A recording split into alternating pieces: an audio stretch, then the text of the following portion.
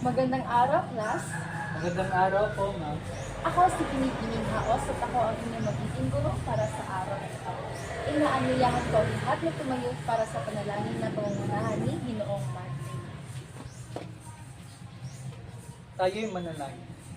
Sa ngalan ng Ama, ng Anak, ng Espiritu Santo. Amen. Ama namin, sumasalangit ka, sambahin ng ngalan. Mapasa amin ang kaharian mo, sundin ko, dito sa lupa para nga sa langit. Bigyan mo kami ng aming kakanin sa araw-araw at patawarin mo kami sa aming mga sala, gaya ng pagpapatawad namin sa mga nagkakasala sa amin. At huwag mo po kami ipahintulot sa tukso at iadya mo kami sa lahat ng mga masama. Amen. Sa ngalan ng Ama, ng Anak, ng Espiritu Santo. Amen. Amen. Yan, magsiyo po ng lahat. Kumusta kayo ngayong araw? Okay lang po, ma'am. Ikaw po, ma'am. Okay lang din ako. Mabuti naman at nasa maayos yung kalagayan niyo. At dahil nasa maayos yung kalagayan niyo, ibig sabihin ay handa na kayong makinig. Tama ba? Opo, ma'am. Mabuti naman. Ngayon, sa araw na ito ay tatalakayin natin ang tungkol sa mga elemento ng maikling kwento. Ngunit bago iyan, narito muna ang ating layunin para sa aralin na ito. Maaari bang basahin? Layunin. Sa katapusan ng leksyon, ang mga estudyante ay inaasahang nauunawaan ang binasang maikling kwento sa pamamagitan ng pagtukoy sa paksa, banghay, tauhan, tagpuan, at aral ng akda.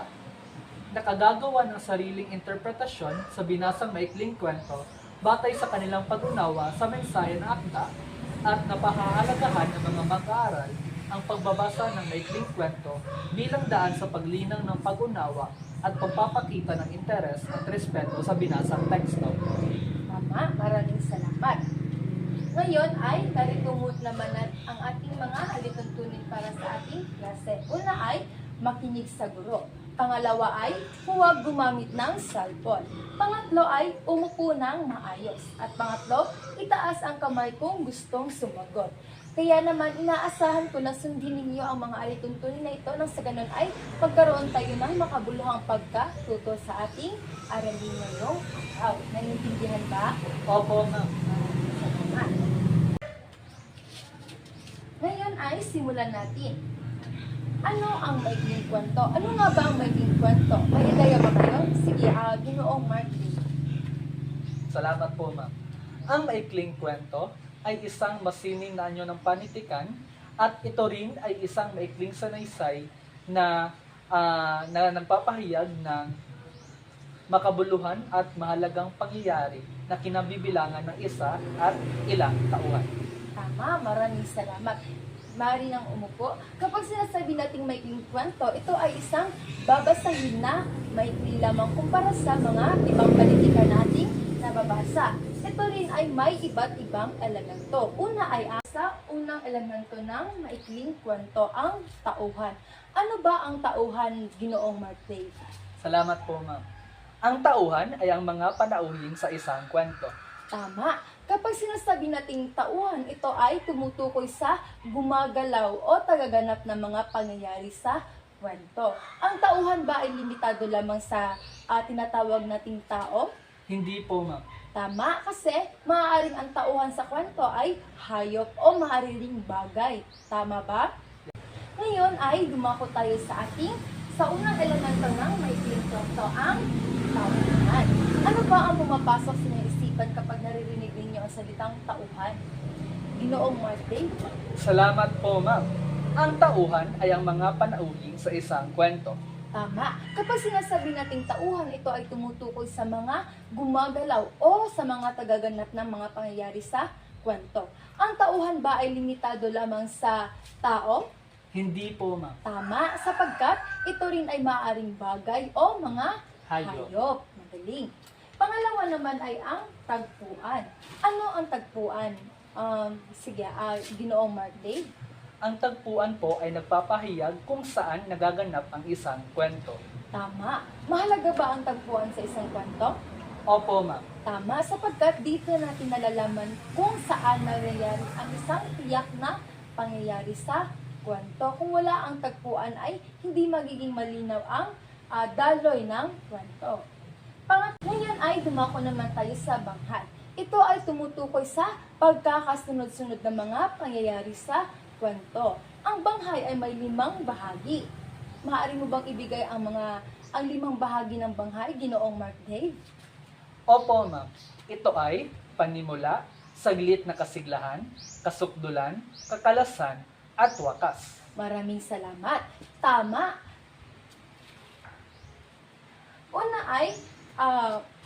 Una ay talakayin natin ang unang bahagi ng banghay, ang panimula. Ano ang panimula, Ginoong Mark Dave?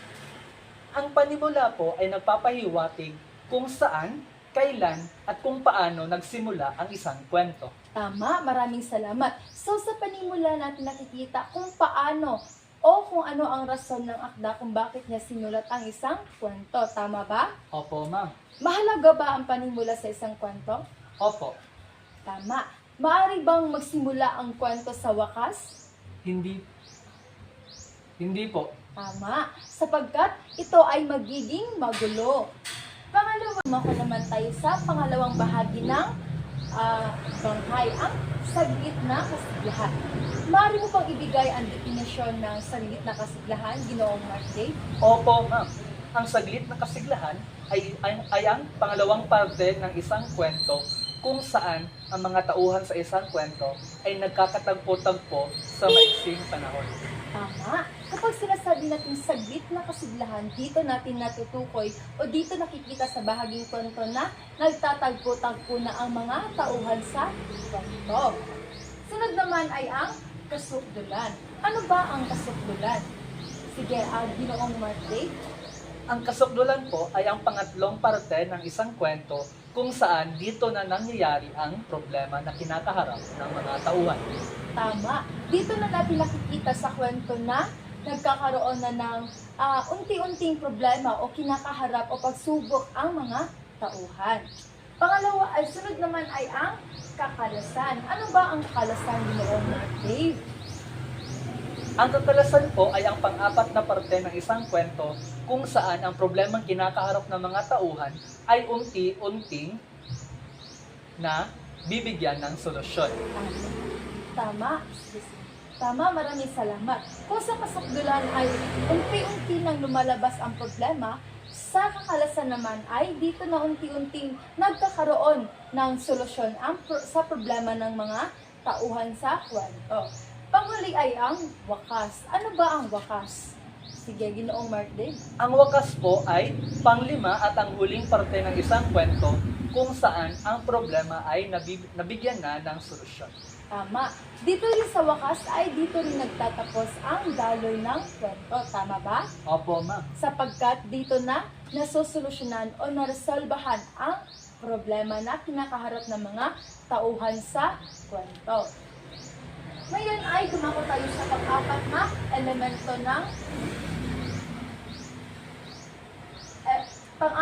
elemento ng maikling kwento, ang kaisipan. Ano ba ang kaisipan, Ginoong Mark Dave?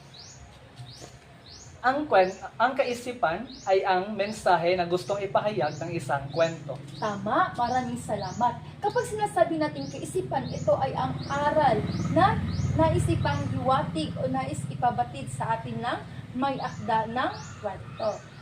Panglima naman ay ang suliranin. Ano ang suliranin, Ginoong Mark Dave? Ang suliranin ay ang siyang problema na kinakaharap ng mga tauhan sa kwento. Tama, maraming salamat.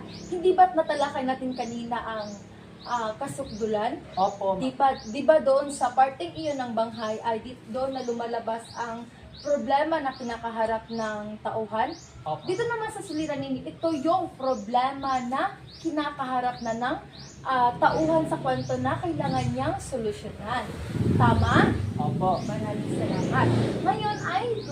Ngayon ay dumako naman tayo sa tunggalian. Ito ay tumutukoy sa labanan ng dalawang panig. Maaari mo bang ibigay ang mga iba't ibang uri ng tunggalian, Ginoong Mark Dave?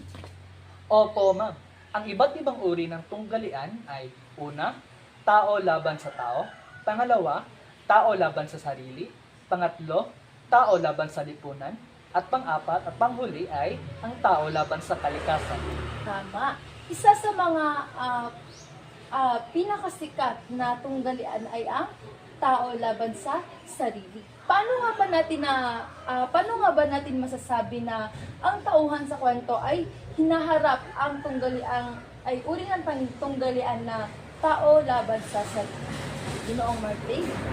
Ang isang panauhin sa isang kwento ay kinakaharap niya ang tunggaliang tao laban sa sarili kapag ang kanyang kalaban ay ang kanyang sarili.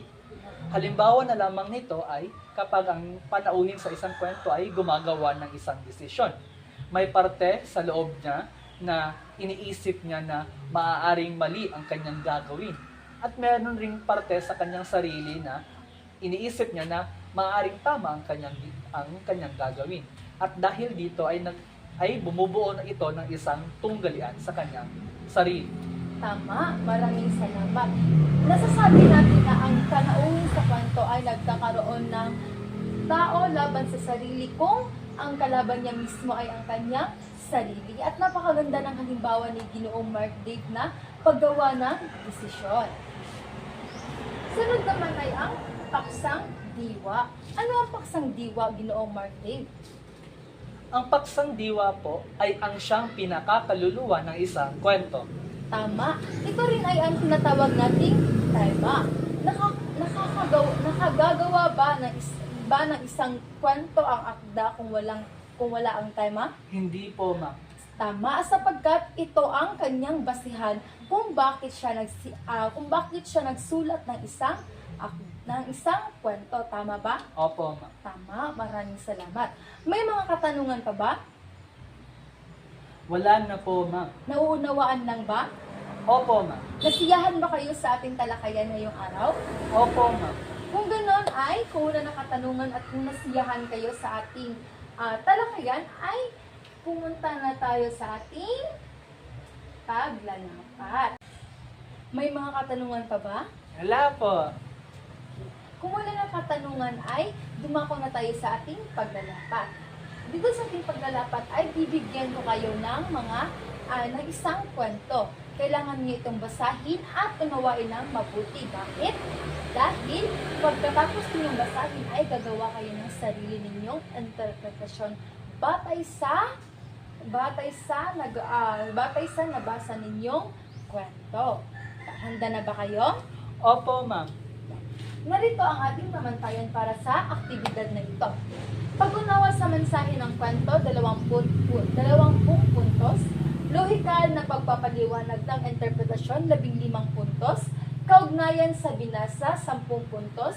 At kalinawan sa pagpapahayag, 5 puntos na may kabuuang 50 puntos.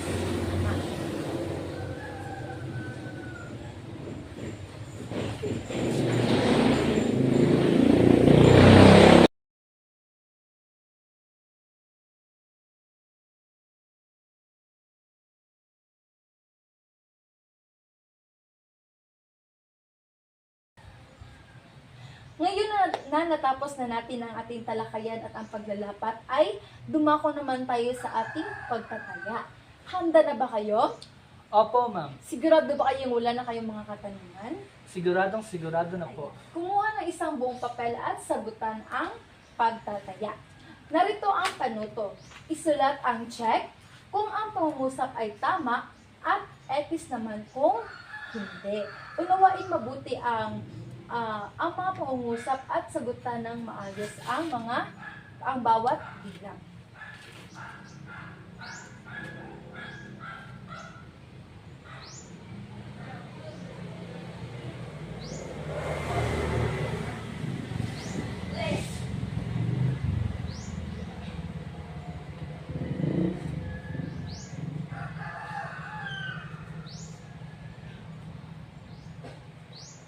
Sabihan niyo lang ako kung tapos na kayo sa ikalimang bilang sapagkat ina-next ko ang slide.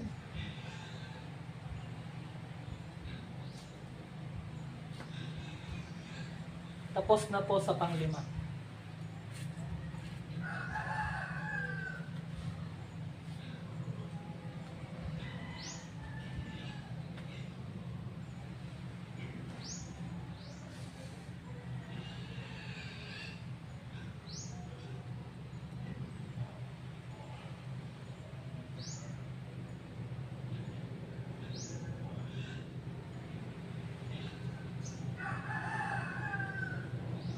Tapos na po, ma'am. Yan, maraming salamat. Maaari bang ipasa ang papel? Maraming salamat. Ngayon, dahil natapos na natin ang ating talakayan, paglalapat at ang ating pagtataya, ay inaasahan ko na marami kayong natutunan sa ating talakayan ngayon. Tama ba? Opo, ma'am. Maraming salamat. Ngayon ay ibibigay ko na sa inyo ang inyong takdang aralin. Ngayon ay ibibigay ko na sa inyo ang inyong takdang aralin. Ngunit bago iyan, nais kong malaman kung may mga katanungan pa ba kayo? Wala na po, ma'am. Sigurado pa kayo? Sigurado na po. Marami ba kayong natutunan sa ating aralin ngayon? Opo, ma'am. Ayan. So, narito na ang inyong takdang aralin. Panuto. Magbasa ng isang maikling kwento. Unawain ito at sagutan ang mga tanong sa ibaba. Isulat ito sa isang short bond paper. Lagyan ito ng disenyo. Ipapasa ito sa susunod na pagkikita. Saan isusulat ang takdang aralin? Sa short bond paper po, At ma'am. kailan ito ipapasa? Sa susunod na pagkikita. Tama. Narito ang mga gabay na tanong para sa inyong pagsasagot o paggawa ng inyong takdang aralin. Una, sino o sino-sino ang mga tauhan sa kwento? Pangalawa, ano ang suliranin na kinakaharap ng tauhan sa kwento? Pangatlo ay, nalampasan ba ng tauhan ang problema ng kanyang kinakaharap? Bakit at bakit hindi? Pang-apat ay, kung ikaw ang nasa sitwasyon ng tauhan, gagawin mo rin ba ang kanyang ginawa para masolusyonan ang problema? Panglima, ano ang aral na nais iparating ng maikling kwento na iyong binasa? Naunawaan ba? Opo, ma'am. May mga katanungan pa ba batay sa na may connection sa ating takdang aralin? Wala na po. Sigurado kayo? Opo, ma'am. Marami ba kayong natutunan sa akin ngayong araw na ito? Opo, ma'am. Mabuti naman mabuti naman kung gano'n. Maraming salamat sa inyong pakikinig at sana nga ay may natutunan kayo sa akin ngayong araw na ito. Ako si Binibing Haos at maraming salamat sa pakikinig.